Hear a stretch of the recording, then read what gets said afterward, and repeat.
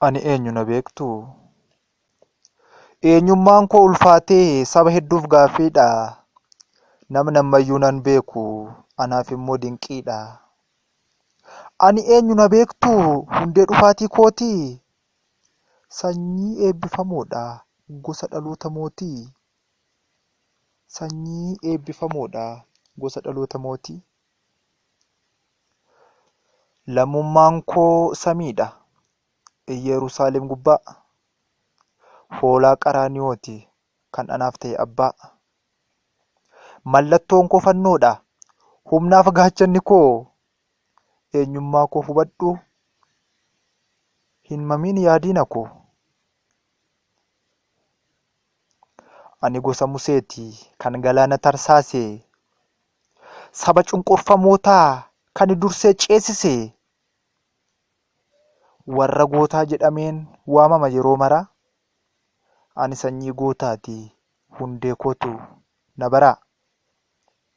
Warra gootaa jedhameen waamama yeroo mara. Ani sanyii gootaati, hundee kootu na bara.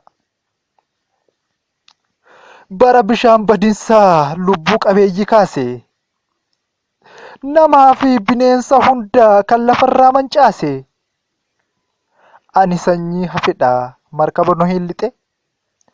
Ani mucaa Nohidha, maal akkamiin dagatte?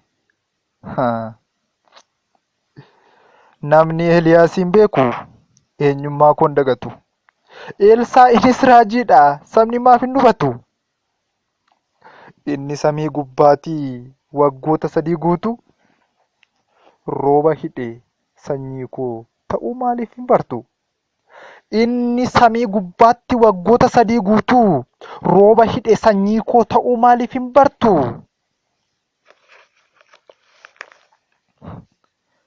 Situ hin beekne malee ani sanyii Daawiti. Abbaan koo faarfataadha, mee hubadhu sirriitti. Isatu na barsiise adeemsa faaruu caafu. Baganaatiin rukutaa nan faarfadhaam kanaafu. Baganaatiin rukutaa nan faarfadhaam kanaafu. Ani Israa'eli yoo feetes Yaaqoobi. Ani sanyii Yisaaqi dhugaadhaam dhugaa Rabbii. Isaaniin beekta taanaani eenyummaan koo siif gala. Ani sanyii mootiiti, boris ta'e galgala.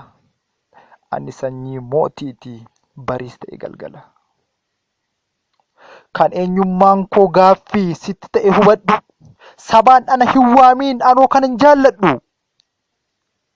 Eenyummaa gandaan qabu waraqaa biyya lafaa. Lammummaan koo samiidha, inni dachee ni hafa.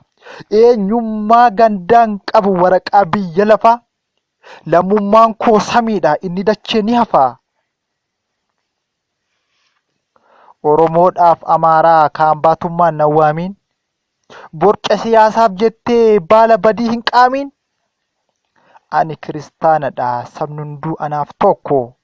Ija tokkoo nan laalaa akkuma eenyummaa koo. Hin mamu, hin mamsiisu, gootumadha sanyiin koo. Hin momu, hin mamsiisu, gootumadha sanyiin koo. Ani eenyu na beeku?